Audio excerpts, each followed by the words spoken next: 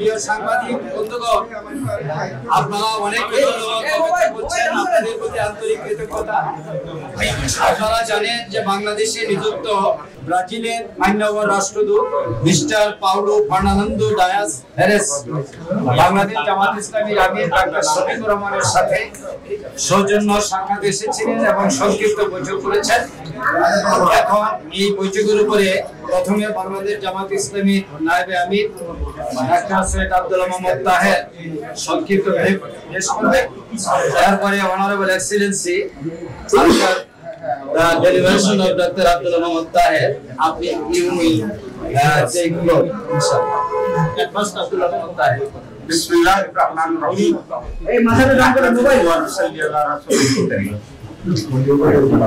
Your Excellency, the Embassy of Brazil in Bangladesh and his colleague and the respected journalists, আসসালামু আলাইকুম।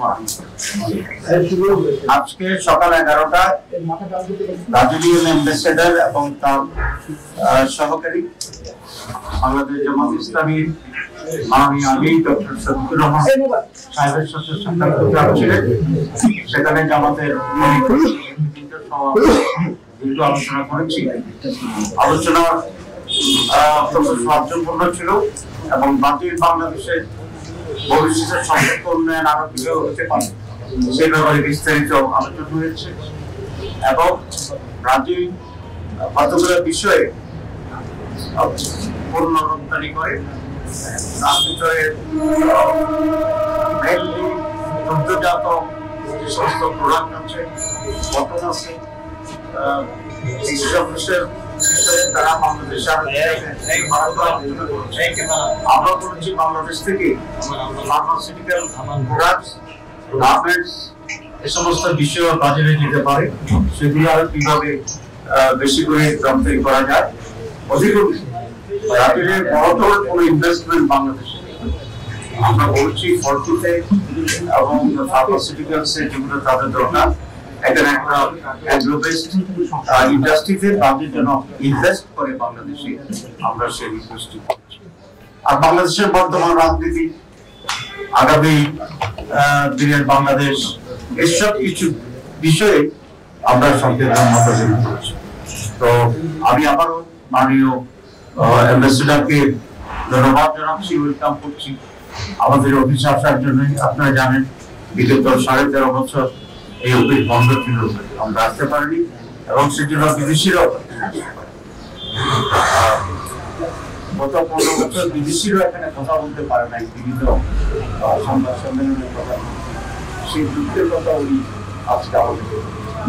তো আমি আর না পারি আবার সবাইকে ধন্যবাদ জানিয়ে now I would like to request the Excellency, the Honorable Ambassador of Brazil in Bangladesh to give a very short brief to our guests. First of all, good morning everybody.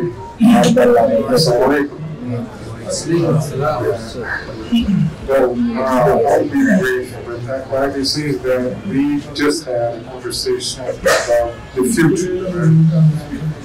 I'm very glad to be here and to offer the service of my country to Bangladesh in this new era. We have many areas in which we can cooperate. We have residential, we have agriculture, we have pharmaceutical, we have education, we have culture. And all of this is already on the move. And our bilateral relationship is in very good shape. I'm glad, that we were able to achieve things in Bangladesh. And I am intending to keep it this way as long as I'm here. Okay, with the help of my assistants and colleagues, and also with, in the case here, with the newly inaugurated friendship between the Jamaat Islami and the Brazilian Embassy. I am believe that now I can extend myself to talk to different shareholders and work together with Jamaat and possibly the government, the intergovernmental Jamaat, and other stakeholders in order to help Bangladesh to achieve its promising future. Thank you very much. আমাদের সমসাময়িক ব্যাপারে কথা হয়েছে আমরা আগামীতে একটি সুস্থ নির্বাচন কিভাবে বলতে পারি সেই ব্যাপারে আমাদের ভূমিকা এবং যে ব্যাপারে কথা বলছেন আমরা আমাদের কথা বলছি। Thank you.